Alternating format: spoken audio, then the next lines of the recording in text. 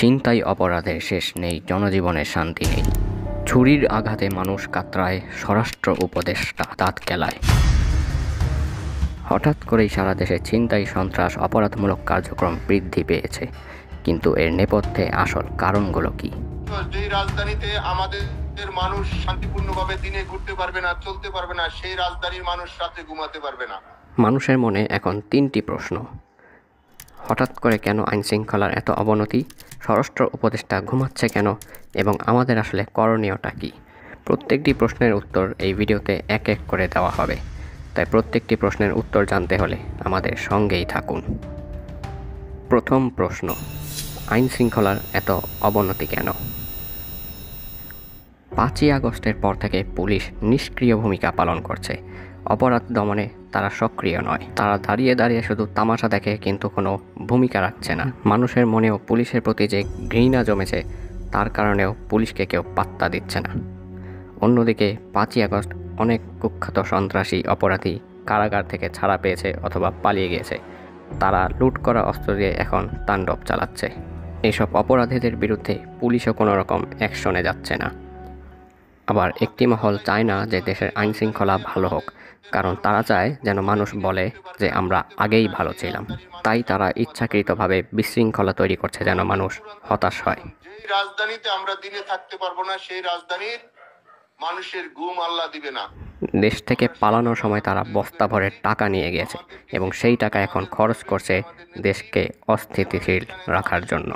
তাদের কিছু অংশ দেশ থেকে পালিয়ে গেলেও তাদের বেশিরভাগ অংশ কিন্তু দেশের মধ্যেই লুকিয়ে আছে, এবং যারা দেশেই রয়ে গেছে তাদের কিন্তু অবৈধ ইনকাম বন্ধ হয়ে গেছে। তাই তারা এসব অপরাধমূলক কাজ বেছে নিচ্ছে ইনকাম করার জন্য। দ্বিতীয় প্রশ্ন: স্বরাষ্ট্র উপদেষ্টা আসলে করছেটা কি?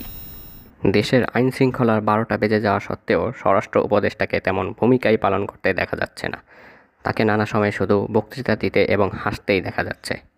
এর সম্ভাব্য কারণটা হতে পারে স্বরাষ্ট্র উপদেষ্টাকে আসলে বিএনপির সুপারিশে পদ দেওয়া হয়েছে, অর্থাৎ স্বরাষ্ট্র উপদেষ্টা বিএনপিরই একজন লোক, তাই বিএনপির প্রভাব তার উপর অবশ্যই থাকবে। আর বিএনপিও মনে মনে চাইবে দেশের আইন শৃঙ্খলা যেন কোনোভাবেই ঠিক না হয়, কারণ দেশের আইন শৃঙ্খলা যদি অবস্থা খারাপ থাকে তাহলে তারা দ্রুত নির্বাচন দিতে পারবে এবং নির্বাচনে বিএনপি জয়লাভ করে তাড়াতাড়ি ক্ষমতা দখল করতে পারবে। তৃতীয় প্রশ্ন: এখন আমরা কি করতে পারি? পুলিশদেরকে সক্রিয় হতে হবে, জায়গায় জায়গায় তাদের তল্লাশি চালাতে হবে এবং অপরাধীদের পাকড়াও করতে হবে। অপরাধীদের দেখামাত্রই ধরে ফেলতে হবে। আর যদি পুলিশ ঠিকমতো কাজ না করে তখন আমাদেরকেই কিছু একটা করতে হবে। আমাদেরকে তখন কঠোর আন্দোলন গড়ে তুলতে হবে এবং প্রতিবাদ জানাতে হবে, এবং আন্দোলনের মাধ্যমে স্বরাষ্ট্র উপদেষ্টাকে চাপে রাখতে হবে যেন তিনি ঠিকঠাকভাবে কাজ করেন এবং আইনশৃঙ্খলা নিয়ন্ত্রণে নিয়ে আসেন। আর যদি তাতেও কোনো কাজ না হয় তাহলে আইন আমাদের নিজের হাতেই তুলে নিতে হবে। আমাদেরকে নিজেরাই তখন জায়গায় জায়গায় তল্লাশি বসাতে হবে, পাহারা বসাতে হবে।